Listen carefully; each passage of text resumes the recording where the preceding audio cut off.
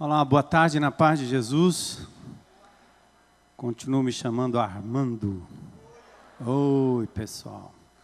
Vamos abrir juntos no livro de Apocalipse, capítulo 6. Convido você a se colocar em pé para a gente fazer a leitura. Apocalipse, capítulo 6.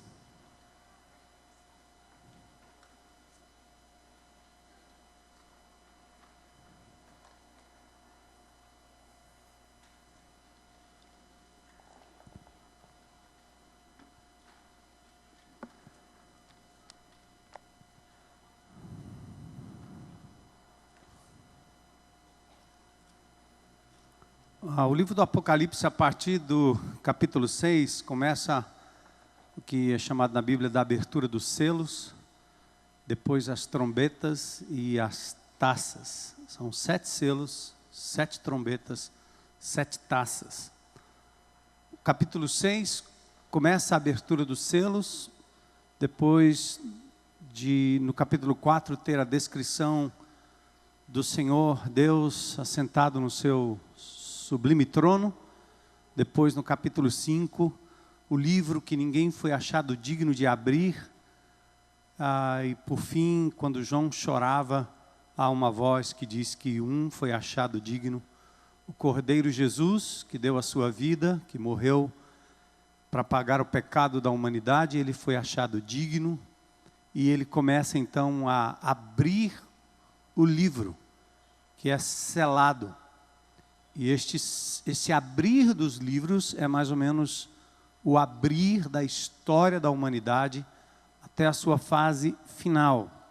Então, o Apocalipse, que quer dizer revelação, trata exatamente dessa abertura dos 7 selos, 7 trombetas, 7 taças. Antes da gente ler, até para você entender bem o que acontece, há uma justa posição dos selos, trombetas e taças. Como assim? Tem o primeiro, segundo, terceiro, quarto, quinto, sexto. No 7º selo, intensifica a abertura, aliás, as 7 trombetas. No 7º selo, as 7 trombetas são tocadas. Então, dentro do 7º selo, 7 trombetas, na 7ª trombeta, abrem-se ou derramam-se as taças. Então é como se o 7º selo tivesse a intensificação das trombetas, todas as catástrofes anunciadas no Apocalipse, e ainda dentro das 7 trombetas, na 7ª trombeta, encaixam-se as 7 taças, um derramamento da ira divina sobre a raça humana, esse universo, esse mundo caído, para então a inauguração de novos céus e nova terra. Então nós vamos hoje tratar apenas de 4 selos aqui, dos versículos 1 do versículo 1 até o verso 8, tá bom? Então, só para vocês entenderem o contexto. Vamos lá. Vi quando o Cordeiro abriu um dos 7 selos e ouvi um dos 4 seres viventes dizendo, como se fosse voz de trovão, vem. Vi então, e eis um cavalo branco, o seu cavaleiro com um arco, e foi-lhe dado uma coroa, e ele saiu vencendo e para vencer. Quando abriu o 2º selo, ouvi o 2º ser vivente dizendo, vem. E saiu outro cavalo, agora vermelho. E ao seu cavaleiro foi-lhe dado tirar a paz da terra, para que os homens se matassem uns aos outros. Também lhe foi dada uma grande espada. Quando abriu o 3º selo, ouvi o 3º ser vivente dizendo, vem. Então vi, e eis um cavalo preto, e o seu cavaleiro com uma balança na mão. E ouvi uma como voz, e ouvi uma como que voz no meio dos 4 seres viventes, dizendo, uma medida de trigo por 1 denário, 3 medidas de cevada por 1 denário, e não danifiques o azeite e o vinho. Quando o Cordeiro abriu o 4º selo, ouvi a voz do quarto ser vivente dizendo: vem. E olhei, e eis um cavalo amarelo, e o seu cavaleiro sendo este chamado Morte, e o inferno o estava seguindo. E foi-lhes dada autoridade sobre a quarta parte da terra para matar a espada, pela fome, com mortandade e por meio das feras da terra. Senhor, abre os olhos do nosso entendimento, que o Teu Espírito que em nós habita e que está aqui no nosso meio, nos dê clareza na compreensão da Tua palavra, do mundo ao nosso redor, da nossa própria posição, Senhor, neste mundo tenebroso. Dá, Senhor, a cada um de nós também abertura e clareza sobre a nossa esperança em Cristo Jesus. Também, Senhor, a crença e a fé de que este mundo, embora pareça desgovernado, está sob o controle do Deus que é todo-poderoso. Nenhum fio de cabelo, nenhuma folha cai da árvore, nada, sem o absoluto e soberano controle do Senhor. É indescritível Teu poder e a Tua glória, Senhor. É pena que nós não compreendamos isso todo o tempo. É pena que a gente perde noção da Tua grandeza e logo nos colocamos no trono, colocamos as pessoas, as coisas e perdemos de vista a Tua glória. Mas mesmo assim Tu és um Deus fiel, misericordioso. Deixaste a Tua palavra para que possamos lendo, compreendendo, meditando, proclamando, levantarmos os nossos olhos e percebermos que o Senhor reina, soberano, absoluto, poderoso. Bem-aventurado aquele que deseja o Teu reino aqui e agora, na nossa vida, na nossa casa, no nosso trabalho, como o Teu reino hoje existe nos céus e o Teu domínio sobre todo o universo. Faz o Teu povo, Senhor, hoje firmar-se na rocha que é Jesus, confiar na Tua palavra e ter discernimento dos tempos, pois nós Te pedimos isso em nome de Jesus. Amém. Podem sentar.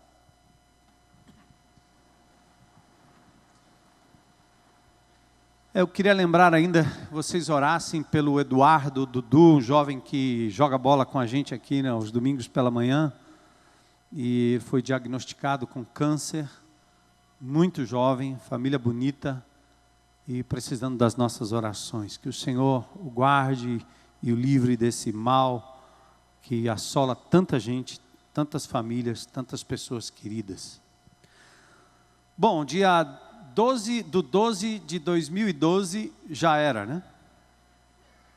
O mundo não acabou ali, mas nós estamos a 5 dias da previsão do fim do mundo. Certo? Isso é o que dizem os boatos da internet. Vocês sabiam que em vários países tem pessoas estocando alimentos, vendendo suas propriedades, tem pessoas ameaçando cometer suicídio para não ver o dia da catástrofe que vai acontecer no dia 12 de 2012. Aliás, 21, né? 12 já era. Não, faltam 5 dias, 21. O dia 21 de 12 de 2012. Então tem gente vendendo coisas, tem gente se preparando para morrer antes, só para não ver o fim do mundo. Lá em Canela, no Espírito Santo, tem um grupo de pessoas reunidas lá também, esperando que a coisa vai acontecer lá para baixo, né? Quem sabe em Torres, com os tsunamis, e eles vão estar um pouco mais alto na montanha. Quem quiser alguma diversão, pode subir a serra, escolha aí Baturité ou Guaramiranga, ou qualquer coisa assim. Tem um prefeito também de uma cidade chamada São Francisco de Paula, eu conheço bem aquela cidade, já explorei ali andando de carro. É uma cidade que fica a 900 metros de altitude também, o prefeito está dizendo que aquela é a cidade ideal para você visitar no dia 21. Imagine qual a intenção dele, hein?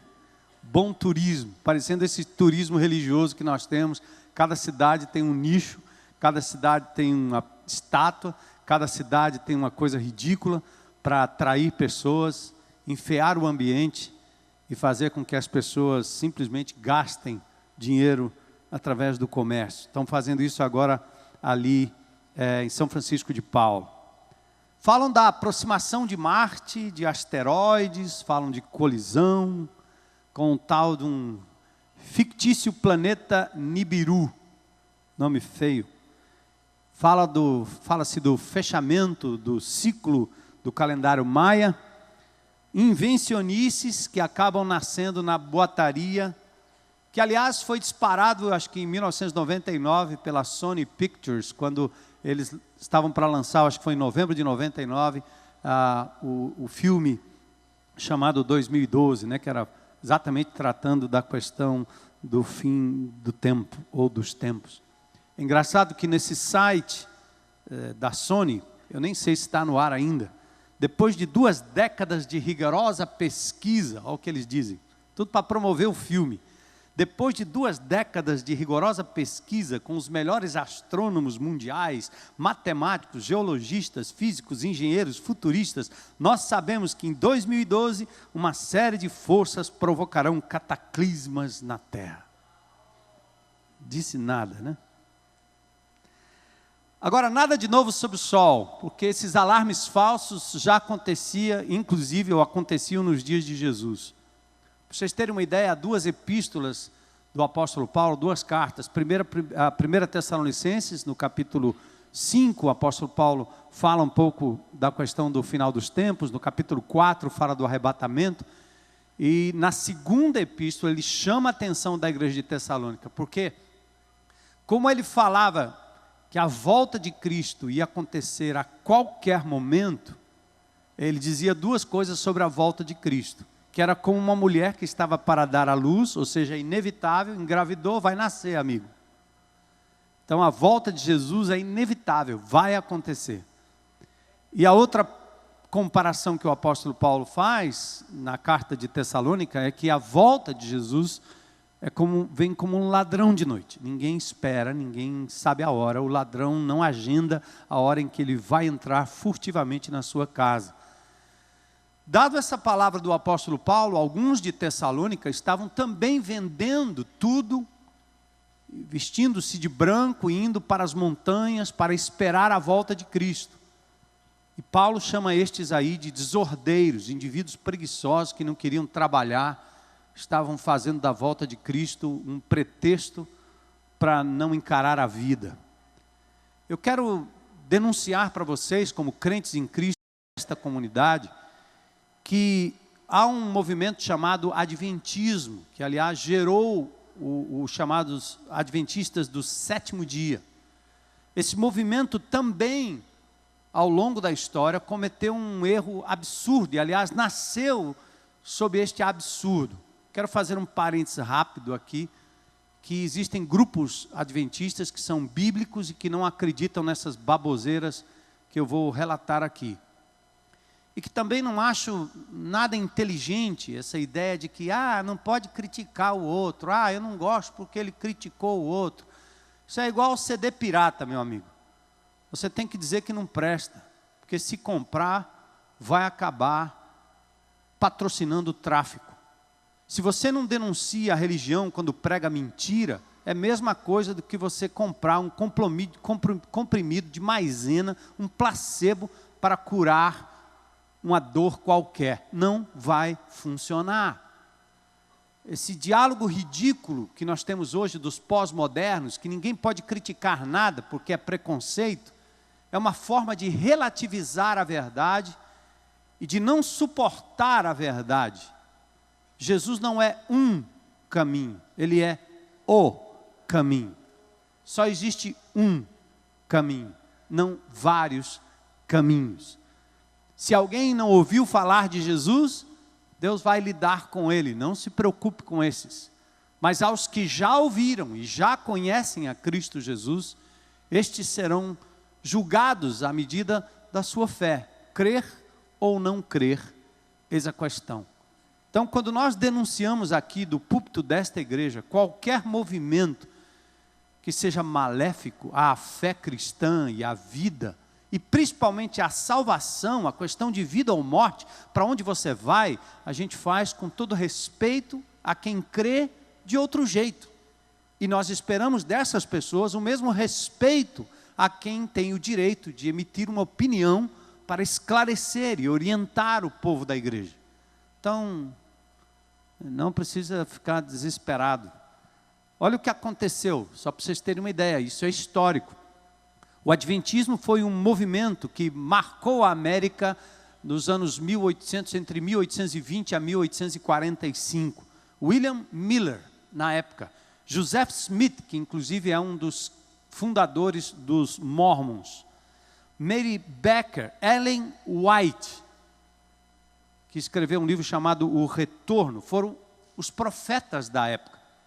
William Miller calculou que desde o decreto para o retorno do exílio babilônico, 457 a.C., somando mais 2.300 anos, segundo as profecias, daria algo em torno de 1843 a 44.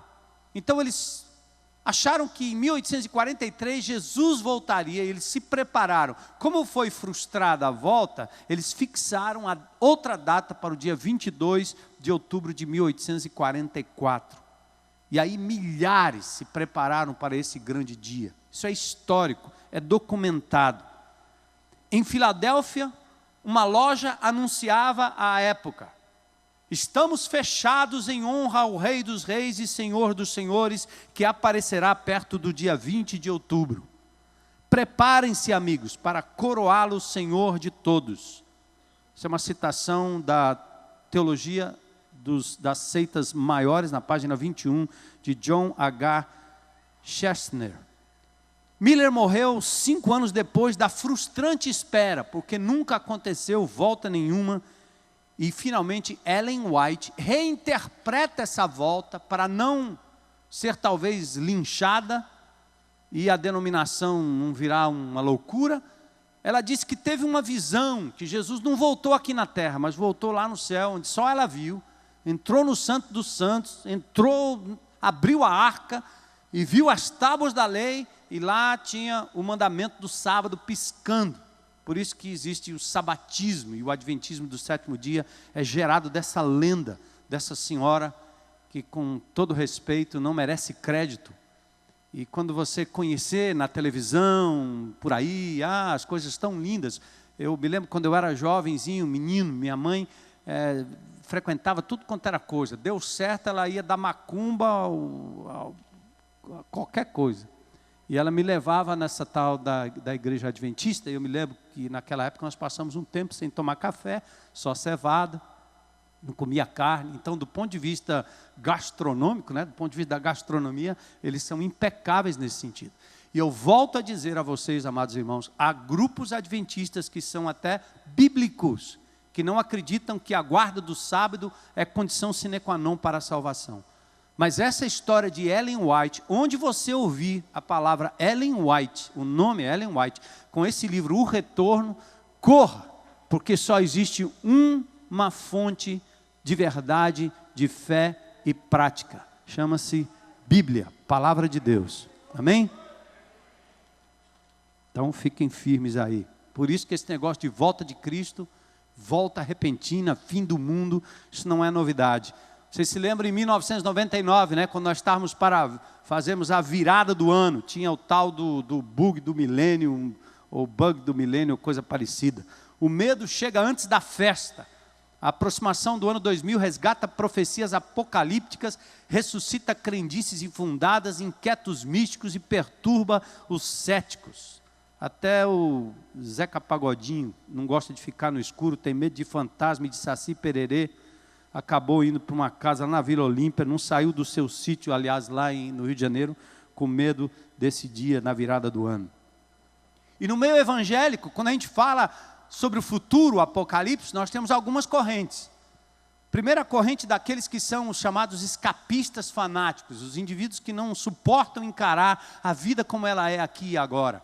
não suportam andar na presença de Deus em lutas, em aflições e tribulações, mas em triunfo, conhecendo os seus direitos como cidadãos do reino dos céus, e logo ficam pensando no escape. Eles querem ir embora o quanto antes. É verdade que é um desejo de todos nós, mas enquanto estivermos aqui, vamos usar a volta de Cristo e esse anúncio para que a gente viva melhor aqui e agora, e continue levando quanto mais pessoas para o reino de Jesus, melhor. Tem aqueles que ignoram, que estão nem aí, não sabem nem o que está acontecendo, essa coisa de segunda vinda. E aqueles que buscam na palavra revelada a verdade. E aí eu quero desfazer alguns mitos para vocês hoje à noite. Primeiro mito, que é possível saber o dia e a hora. Mentira, é mito, inverdade. Por quê? Jesus diz em Mateus 24:36, a respeito daquele dia e hora, ninguém sabe, nem os anjos dos céus, nem o Filho, senão somente o Pai. Ninguém sabe. Quando os apóstolos perguntaram a Jesus se era o tempo em que ele restauraria o reino a Israel, capítulo 1 de Atos, verso 7, ele diz: não vos compete conhecer tempos ou épocas que o Pai a si mesmo reservou. O que eu tenho para lhes dizer é: vocês serão cheios do Espírito, receberão poder ao descer sobre vós o Espírito Santo, e vocês vão ser minhas testemunhas em Jerusalém, Judeia, Samaria, até os confins da terra. Percebe? A preocupação de Jesus não é que você ficasse contando o dia, mas que você vivesse o hoje, como se fosse o último dia, o último momento, sempre à espera de que Jesus pudesse voltar a qualquer momento, porque não nos compete conhecer tempos ou épocas. Primeiro mito. Segundo mito é quando a gente pensa que o céu é o nosso destino final. Os crentes pensam: eu vou para o céu. Você não vai para o céu. Você vai viver numa nova terra. O Apocalipse termina falando de novos céus e nova terra. Para o momento, quando uma pessoa desce à sepultura, seu corpo, que veio do pó, volta para o pó. O Espírito vai para a presença de Deus, como Jesus na cruz diz: em tuas mãos entrego o meu Espírito, e em seguida o Espírito do Senhor retoma o corpo, ele ressuscita dentre os mortos e se apresenta como gente. Não reencarna, porque não era outro, era ele mesmo. Deus não nos criou para vivermos com asinhas voando em algum lugar.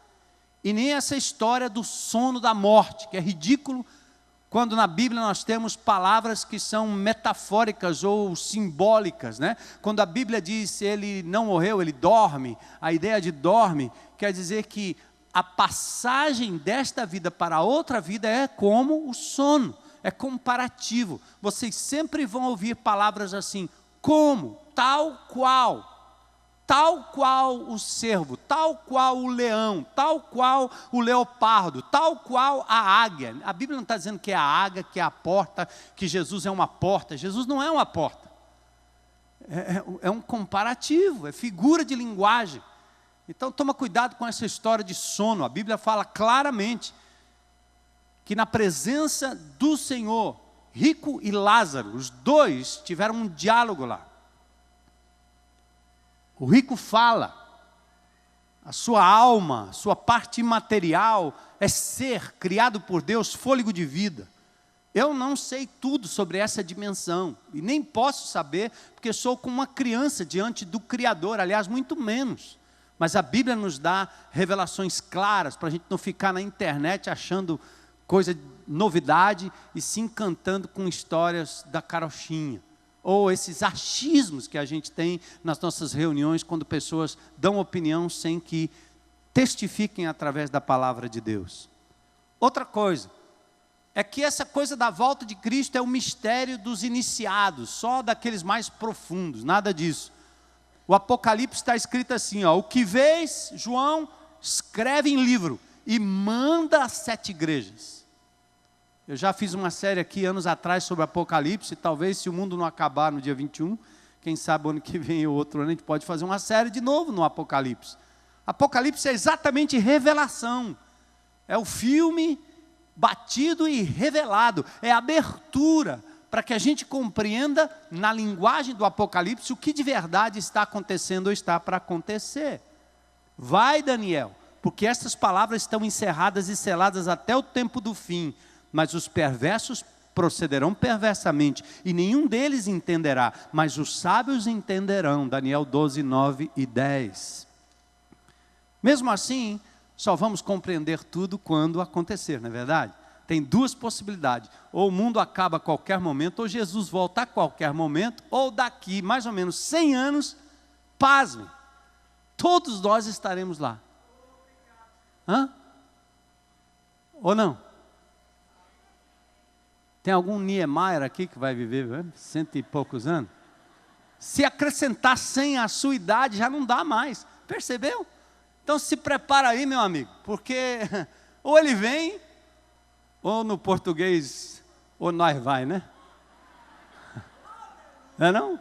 Então se prepara, cara. E essa coisa de ir e vir, não tem problema. Vamos andar na presença do Senhor a cada dia.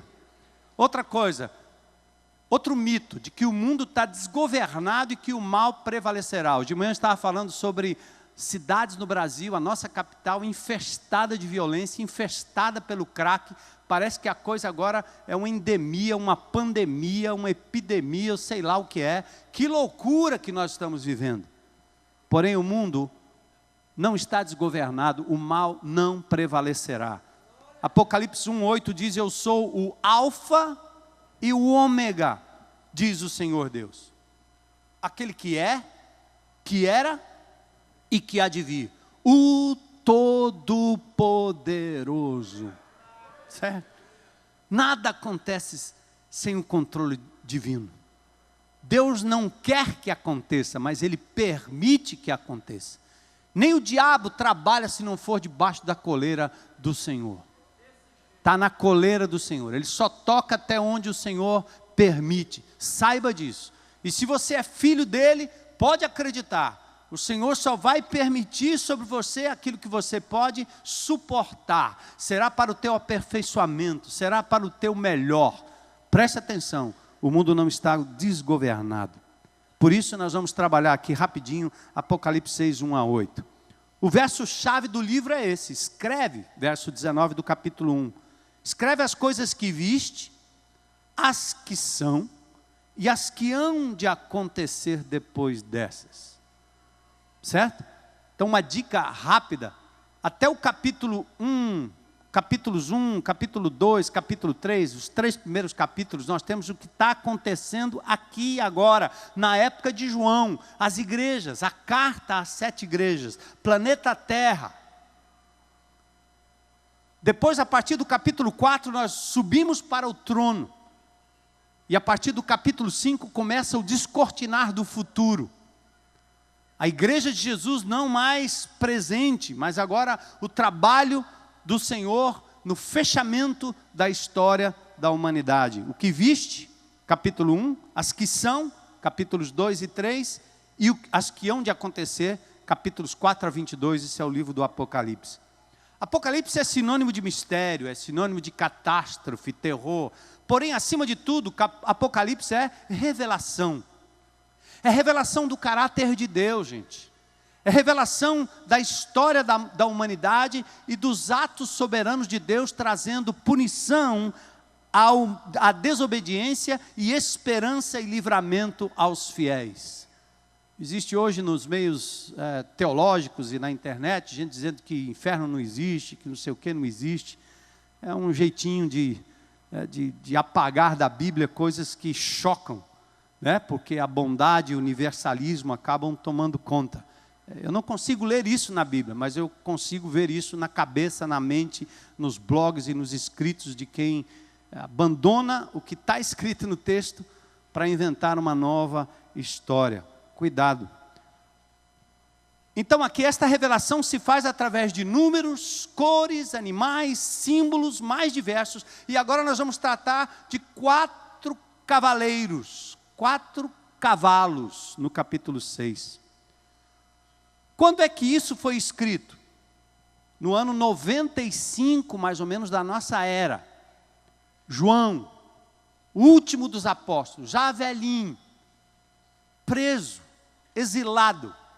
E naquela época, 3 situações que eu quero trazer para vocês: a crise política, deflagrada com a morte de Nero, uma revolução na corte romana, a ascensão de Domiciano, um dos maiores perseguidores dos cristãos, o sucessor de Vespasiano. Então a corte romana agora estava passando por uma revolução, e a perseguição dos cristãos agora seria ferrenha mais do que nunca. Havia também uma crise social. Os cristãos estavam debaixo de restrições, pressões, perseguições, juramento de extermínio em todas as províncias romanas, afetando o bem-estar de cada família, de cada indivíduo. Havia também uma crise espiritual na igreja daquela época. Havia um vácuo de liderança, um intervalo de liderança com a morte dos apóstolos. Um acirrado confronto com o paganismo, acrescido da incerteza quanto ao futuro da igreja. E aí vem também a chamada crise política, social e religiosa no nosso contexto. Hoje, o que é que nós temos? Como é que nós estamos vivendo? Será que o Apocalipse, que trouxe alento para o coração deles naqueles dias, traria alento para os nossos corações? Será que a nossa vida hoje, do ponto de vista político, social e espiritual, está diferente? Creio que não. Nós estamos vivendo crises políticas. Políticas públicas assistencialistas continuam comprando a consciência do pobre sobre o manto da corrupção. Dá-se dinheiro, dá-se bolha, mantém as pessoas reféns ao voto, enquanto acoberta tudo isso para haver corrupção e mais corrupção, corrupção e mais corrupção. O poder nas mãos daqueles que se enriquecem às custas do povo, enquanto legitimam tributos que acabam financiando a roubalheira e a corrupção. Que país é esse? Crise social que nós estamos vivendo hoje. Pensa. Parece que o Apocalipse seria a melhor resposta, porque nós estamos vivendo hoje a ditadura das minorias depravadas. Ou seja, aqueles que querem torcer o direito, torcer a moral e torcer a ética, hoje tem palavra, porque eles são minorias. Os safadões, os promíscuos, os vendedores de crack, os pais ausentes, aqueles que promovem a política do pão e circo. Vamos dar diversão para o povo. Nós estamos tendo hoje uma diversão muito bonita, bem ali do lado. Enquanto a cidade agoniza com a loucura do trânsito, com a loucura da violência, com a loucura de tanta coisa, da insegurança, e nós estamos construindo lindos estádios para um grande evento. Essa é a chamada política de pão e circo, de João Maurício de Nassau. Dá diversão para o povo, distrai o povo, que assim eles não prestam atenção nas doenças, nas loucuras que estão vivendo. Que estado é esse? Crise religiosa que nós estamos vivendo. Qual é a crise religiosa? Sincretismo, orientalismo, estímulo oficial aos ritos demonizados, tudo que não presta agora é folclore e vale. Escândalos protestantes e católicos, mesclando adultério com pedofilia. Veja se nós não estamos vivendo crise religiosa. Caindo no descrédito. E aí estamos também promovendo prosperidade às custas da boa-fé. Que religião é essa? Haveria esperança no meio dessa crise, desse caos? A resposta é sim. Esta é uma das funções do Apocalipse. No meio de um mundo tenebroso, o Apocalipse abre uma brecha, uma janela que descortina o céu e começa de novo a dar esperança, mesmo para aquele que está preso, mesmo para aquele que está exilado, mesmo para aquele que está sendo escravizado por esse mundo mau. Há uma perspectiva capaz de nos levar a uma visão da história que nos leva a uma esperança quieta, ações redentoras no social, no âmbito político, no âmbito espiritual, em prol desse planeta que se extingue e desta humanidade que nos cerca. Estou me lembrando agora de uma ilustração que eu usei há um tempo atrás, eu creio que nesse mesmo texto, um livro chamado A 25ª Hora, do romeno Constantin. ele fala que os velhos submarinos levavam coelhos quando submergiam. Quando o ar se tornava irrespirável, os coelhos brancos denunciavam, pois começavam a morrer. A partir de então, a tripulação tinha 5 horas para voltar de novo à tona, porque o ar estava ficando escasso. No momento em que nós vivemos, sentimos que o tempo que nos resta é curto, pois os coelhos brancos começam a morrer. A família, a dignidade, a verdade, o trabalho honesto, o respeito, a fidelidade, os coelhos brancos estão morrendo. Os cavaleiros do Apocalipse aqui representam os componentes históricos que vão agir com intensidade a partir do momento em que nós abrirmos o cenário da chamada Grande Tribulação. Nós acreditamos que a igreja seria arrebatada antes disso. E a tribulação abre com esses cavaleiros. Mas embora seja um prognóstico para o futuro, preste atenção. Tudo que o Apocalipse diz, parece-me que na história nós temos uma espiral que vai intensificando. As guerras, os rumores de guerras. Esses dias conversando com a minha esposa, ela insistia, dizia, esse líder aí é o anticristo, ele é ele. Você não acha que é ele? Eu disse, amor, não sei se é ele. Já foi o Papa, já foi o Gorbachev, já foi não sei o quê, daqui a pouco é o Bin Laden, depois é o Obama, ninguém sabe quem é o anticristo. Mas o que eu posso garantir é que esses prenúncios do Apocalipse já podem ser sentidos hoje como uma espécie de uma espiral que vai aumentando a sua graduação até aquele dia. Como a Bíblia fala de guerras e rumores de guerras. A proximidade do fim é demonstrada pela intensificação das catástrofes previstas no Apocalipse. Portanto, podemos dizer que esses elementos já estão presentes em nossos dias como embriõezinhos do que será o sofrimento futuro. Mateus 24:6, Jesus diz, e ouvireis falar de guerras e rumores de guerra. Vede, não vos assusteis, porque é necessário assim acontecer, mas ainda não é o fim. Mesmo não sendo o fim, os fenômenos acontecem e eles nos assustam. Bom, então vamos para a abertura dos selos. Verso 1. Primeiro selo. Observei quando o Cordeiro abriu o primeiro dos 7 selos, então ouvi um dos seres viventes dizendo com voz de trovão, venha. Selos, trombetas e taças, o descortinar que eu já disse. Aqui temos o desenrolar da história. O cavalo branco, vermelho, preto e amarelo ou pardo. Vamos começar pelo primeiro cavaleiro. Olhei e diante de mim estava um cavalo branco, seu cavaleiro empunhava um arco e foi-lhe dada uma coroa. Ele cavalgava como vencedor, determinado a vencer. Ditados populares cabem aqui, nem tudo que reluz é ouro. As aparências enganam, como CD pirata e produto coreano. Assim é o primeiro cavaleiro, ele é branco, mas não é autêntico. Parece Jesus, mas não é. Parece o Senhor, mas não é. O cavalo branco aparenta paz, aparenta bondade, pureza, porém esconde e mascara as qualidades opostas. Guerra ao invés de paz. Maldade ao invés de bondade. Iniquidade ao invés de pureza. Lembra de 2 Coríntios 11:14, Paulo diz, e não é de se admirar, porque o próprio Satanás se transforma em anjo de luz, e os seus ministros são ministros de bondade, eles fazem o bem.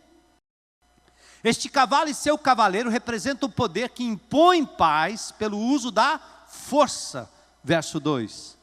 Arco indica conquista, coroa indica domínio. E o lema é vencendo para vencer. Essa expressão significa que alguém almeja algo que não tem. A vitória. Aqui temos algumas coisas que nós podemos aplicar. Primeiro, o ser humano sustentando o poder pelo uso da força. Armas, tráfico, ameaça, poder político e econômico, subjugando a sociedade, radicais religiosos, capitalistas desumanos, superpotências mundiais, apoiando terroristas quando lhes interessa. como no caso da Síria agora, com Bashar al-Assad. Traficantes garantem paz no morro, não é não? Coisa que a polícia não consegue garantir. Pretensa e pretendida paz. O bem feito por um motivo escuso. Maldade, crueldade, exploração travestida de bondade. Este é o mito da humanidade falida que nós vivemos hoje. Está descrito na Bíblia. Lembra de Abacuque 1:11? Culpados esse cujo poder é o seu Deus. A brancura é do tipo sepulcro caiado, escondendo sujeira interna para ostentar falsa bondade. Cuidado. Na hora da crise, da catástrofe, logo perguntamos, por que coisas ruins acontecem com pessoas tão boas? Boas? Boas como? Sempre nos colocamos como vítimas, não é assim? Não como vilãs. Sempre somos privados dos direitos e não desesperadamente depravados. Queridos, nós somos tão maus quanto o carrasco, somos tão terroristas como os radicais quando nos sentimos injustiçados, preteridos ou temos os nossos interesses postos em jogo. Essa coisa de que a humanidade é boa e que as pessoas são boas é o mito dessa brancura. Tem uma ilustração de um indivíduo que foi sobrevivente do Holocausto. Sabe aquele Holocausto dos judeus? Yehiel Dinur. Num determinado momento ele se viu frente a frente com o seu carrasco, Adolf Eichmann. Imagine um indivíduo que foi tão torturado, se ver frente a frente com um carrasco. Depois dele olhar para aquele homem, aquele carrasco, diz a história que ele desmaiou. Mas ele não desmaiou de medo do seu carrasco ou de raiva, mas segundo ele mesmo, ele desmaiou de medo de si mesmo. Porque ele disse, compreendi que eu seria capaz de fazer exatamente o que ele fez. Ele viu a sua pecaminosidade, sua fragilidade, sua ruindade interna e interior. Este é o reconhecimento da doutrina do pecado original. É um evangelho que mostra que nós não somos bons. Bom é o Senhor Jesus, que nós somos pecadores, injustos e que precisamos da misericórdia divina. Para que a gente não tenha um evangelho em que as pessoas são convidadas a fazerem parte do time de Deus, como se estivessem fazendo um favorzinho para Jesus. E aí nós não entendemos a graça, não entendemos a misericórdia, porque nós somos bons. Somos bons na escola, nossos filhos são os melhores, nosso trabalho é melhor, nossa palavra é melhor, nosso não sei o que é melhor, tudo é melhor, a gente é bom demais. Esse é o mito do cavalo branco. Cuidado com ele, é o engodo satânico que exalta a bondade humana, lançando como cavaleiro que vem vencendo para vencer. Queridos, deixemos o mito da bondade humana e vamos nos arrepender dia a dia, antes que venha o grande e terrível dia do Senhor. Amém? Esse amém foi fraco. O segundo cavaleiro é vermelho, verso 4. Quando o cordeiro abriu o selo, ouviu um ser dizendo, venha, e aí outro cavalo, este era vermelho, seu cavaleiro recebeu poder. Poder para tirar a paz da terra e fazer com que os homens se matassem, foi-lhe dada uma grande espada. Aqui é o mito de que o homem é capaz de construir um mundo melhor, tira a paz da terra, paz volúvel, paz temporária, promove matança entre os homens, guerra, porta uma grande espada. A espada aqui é símbolo de autoridade, se transforma em símbolo de destruição. É como no século XIX, a Revolução Industrial, quando o homem, aquele capataz da Inglaterra, constrói a primeira locomotiva, baseado nas experiências de Watt e Paine. O mesmo princípio da locomotiva é o mesmo que depois se transforma na criação de armas destruidoras. A filosofia idealista de Jean-Jacques Rousseau dizia, o homem é essencialmente bom, e por isso capaz de construir um paraíso na terra. Ridículo. Até que vieram as duas grandes guerras mundiais e os conflitos que nós estamos vendo ainda hoje, e esse massacre recente nos Estados Unidos, você vê nas mãos de quem nós estamos, seres humanos. No pós-modernismo, Os avanços tecnológicos e a globalização precisam ser julgados à luz da decadência humana. Porque presta atenção, o radical desprovido de tecnologia, ele mata e ele estupra tanto quanto o cibernético na internet. Adianta? Twitter, Facebook, Instagram, adianta? O que se fazia pessoalmente, cara a cara, agora se faz pela internet. Destrói-se vidas, marca-se para matar ou marca-se para morrer. Porque o ser humano não muda. Sem ou com o computador, com ou sem tecnologia, ele continua tendo essas características do segundo cavaleiro. O que temos construído depois de tanta guerra, tanta luta? O mundo carrega a marca de Caim. As utopias falidas e caídas ainda enganam os homens com promessas de paz, segurança e felicidade plena. Sem Deus, impossível. Com esse cavaleiro cai por terra o segundo mito, pois o homem não tem poder para construir um mundo melhor. Só Jesus. Amém, igreja? Sem Jesus não tem como. Toda a história do ser humano é assim, começou bem, mas acabou mal. Quando Jesus entra, estava mal, mas Jesus entrou e acabou melhorando. E vai melhorar na ressurreição, na vida eterna, na presença santa e poderosa de Jesus. A nova Jerusalém não pode ser construída com ferramentas políticas ou do poder econômico. Aí vem o terceiro cavaleiro, verso 5, preto. Seu cavaleiro tinha na mão uma balança. Essa balança aqui é a negação do absoluto em prol do relativismo. Julgamento relativo. Justiça que se prostitui com os desejos e preferências dos homens. Justiça que promove a injustiça, a exemplo da exploração comercial. Uma medida de trigo, ou seja, um dia de refeição por um salário mínimo. O cara tem que trabalhar um mês inteiro para ter um prato de comida. Fome, escassez, exploração das riquezas naturais, como as grandes potências estão fazendo o mundo afora, brigando por petróleo e brigando pelas riquezas naturais do Brasil, que estão sendo dadas pelos nossos governantes. Verdade, ética e moral, tudo é relativo. Esse terceiro cavaleiro representa uma justiça relativa.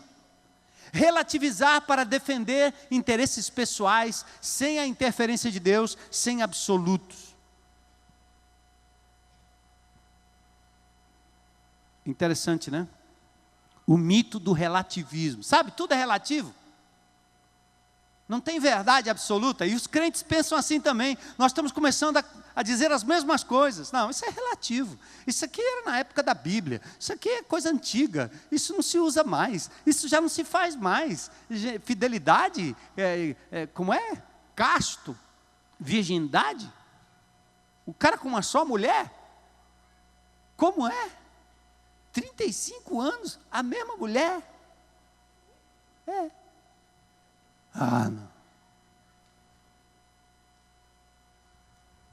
Tudo é relativo.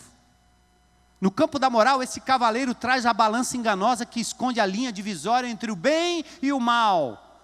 Cria-se uma crise de verdade, é o que está acontecendo. A sociedade abandonou os valores transcendentes para permitir que cada indivíduo crie a sua própria verdade, a sua própria moral. E a sociedade vai se transformando numa somatória de preferências individuais, onde tudo é permitido. A mais famosa declaração de relativismo em geral, ou genérico, vamos dizer assim, foi feita pelo filósofo grego e sofista Protágoras, 480 anos antes de Cristo. Ele diz assim: o homem é a medida de todas as coisas, não Deus. Se é verdade para você, é verdade. Não interessa a Deus.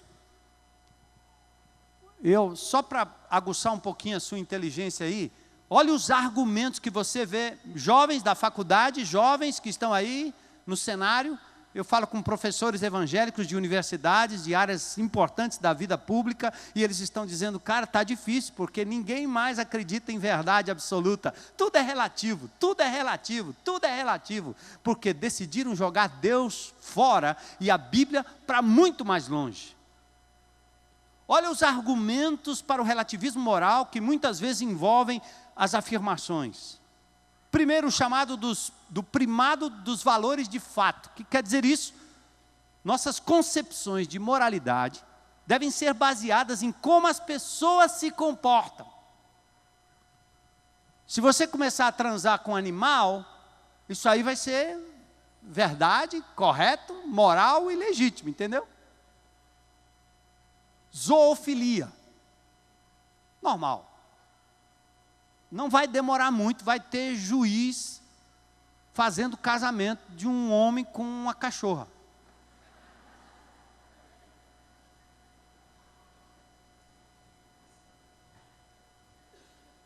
Por que não?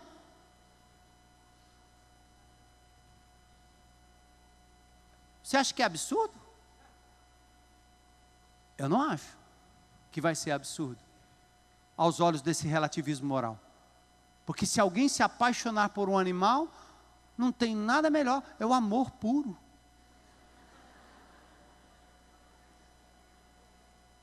Nada tem a ver com o padrão ideal de como as pessoas devem se comportar. Ou seja, abandone o valor ideal da palavra de Deus, de Jesus, do cristianismo. E vamos viver o valor que o que interessa é o que eu penso, é o que eu acho, é o que eu sinto, é o que eu gosto, é o que eu quero. Veja se você, como crente em Cristo Jesus, já não está inundado e invadido por esse relativismo. Por isso que Jesus disse, porque você não é frio nem quente, eu vou vomitar você da minha boca. Porque nós precisamos nos posicionar. A outra é a chamada variação cultural. De fato, os nossos principais valores morais variam de cultura para cultura. Esse negócio aqui era na época de Jesus, esse negócio já era. Dostoiévski, um romancista russo, um dos precursores do existencialismo, disse assim: sem Deus tudo é permissível e o crime é inevitável. Ouçam, sem Deus tudo é permissível e o crime é inevitável. Sem Deus não tem freio, a sociedade não tem freio, a polícia não para, o pai não para, o professor não para, ninguém para. Sem Deus não tem freio e o crime é inevitável.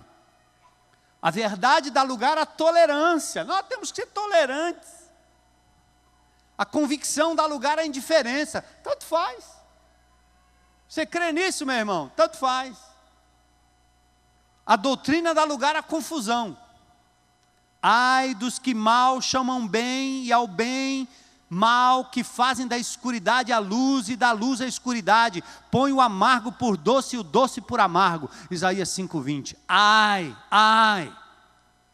A mídia denuncia o avanço do crack e da prostituição, mas é a mesma mídia que promove eventos e os agentes desses males nessa nossa cidade. A raça humana segue realizando o milagre pós-moderno. Sabe qual é o milagre pós-moderno?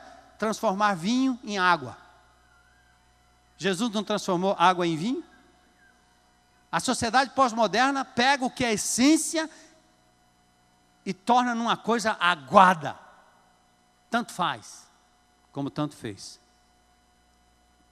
E aí vem o quarto cavaleiro, ele é amarelo, pardo, versos 7 e 8. O cavalo amarelo, seu cavaleiro chamava-se Morte, e o Hades, e o seguia de perto, o inferno. Foi-lhe dado poder sobre um quarto da terra para matar pela espada, pela fome, por pragas e por meio de animais selvagens da terra. Aqui é o quarto cavaleiro, chamado mito do individualismo. O quarto cavaleiro é amarelo, mais precisamente pardo. É cavalgado pelo cavaleiro chamado Morte. Morte é separação. Morte é a consequência da desobediência do homem. Morte é resultado da alienação. Imprudência humana. Como tem acontecido por aí. Individualismo. Prazer sem medida. Que traz morte. Morte. Jogo de poder. alcoolismo, ingestão de alimentos carregados de agrotóxicos, morte, individualismo, meu prazer, o que importa é o que eu quero, como eu quero.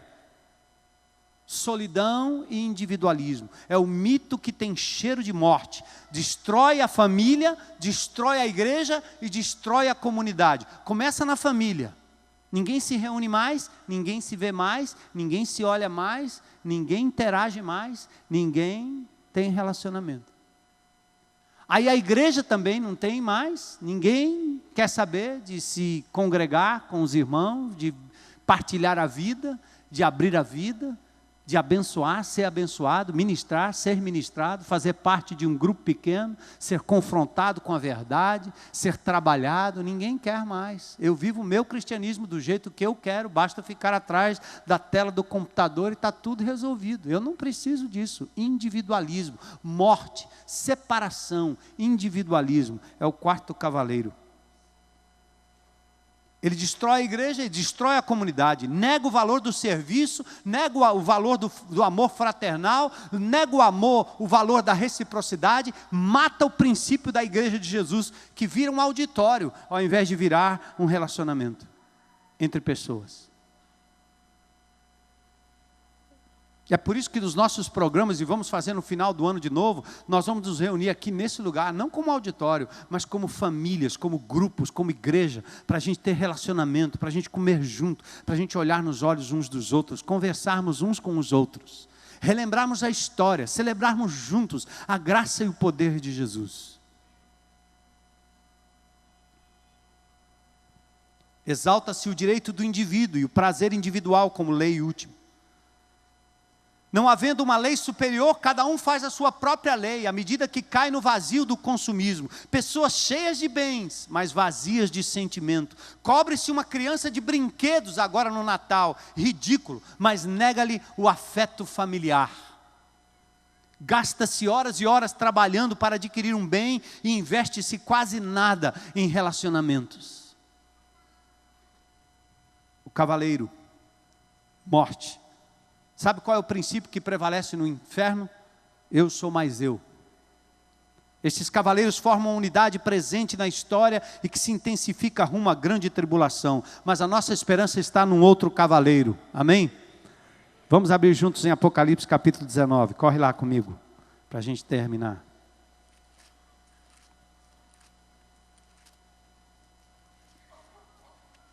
Isso é só uma pincelada para vocês não subirem nenhum morro aí no dia 21, tá certo?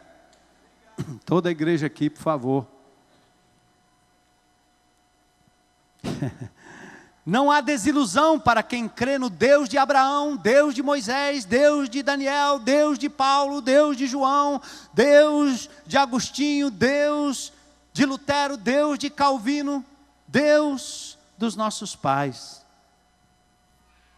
E vi o céu aberto, aleluia, e eis um cavalo branco, e o que estava sentado sobre ele chama-se fiel e verdadeiro, e julga e peleja com justiça. Apocalipse 19, 11 a 16. Os seus olhos eram como chama de fogo, e sobre a sua cabeça muitos diademas, e tinha um nome escrito que ninguém sabia senão ele mesmo, e estava vestido de uma veste salpicada de sangue, e o nome pelo qual se chama é a Palavra de Deus, e seguiam-no os exércitos do céu em cavalos brancos, e vestidos de linho fino, branco e puro, e da sua boca saiu uma aguda espada para ferir com ela as nações, e ele as regerá com vara de ferro, e ele mesmo é o que pisa o lagar do vinho do furor da ira do Deus Todo-Poderoso, e no manto e na sua coxa tem escrito esse nome: Rei dos Reis e Senhor dos Senhores.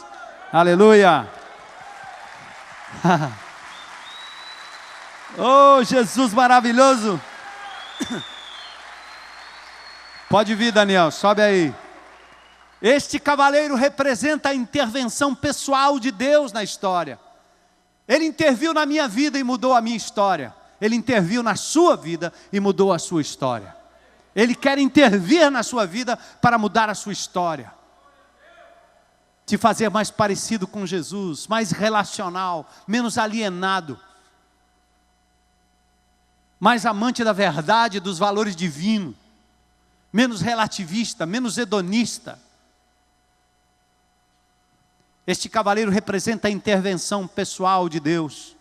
Ele é soberano e não há limites para o seu poder. Ele reinará com cetro de ferro. Ele é o poder que controla a história. Ele vai dar o desfecho da minha, da nossa e da história deste universo. Ele é rei dos reis. Ele é senhor dos senhores. Ele não busca o poder, mas o estabelecimento da justiça. Ele tem o poder, seus diademas, os quais são colocados a serviço da justiça. Sangue é o preço da conquista. Custou a sua vida na cruz do Calvário. Foi com seu sangue, foi com a sua vida, foi com o chamado e a vocação de servo que ele se tornou Senhor, não vice-versa. Os 4 cavaleiros do capítulo 6 são os 4 mitos da era moderna. A bondade do homem, meu amigo, bom só se for lavado pelo sangue de Jesus. A promessa de um mundo melhor, só sob o domínio do Rei dos Reis e do Senhor dos Senhores. Reina, Senhor, na minha vida, reina na minha casa, reina na minha mente, reina no meu corpo, Senhor, reina na minha família, reina no meu trabalho, reina sobre as minhas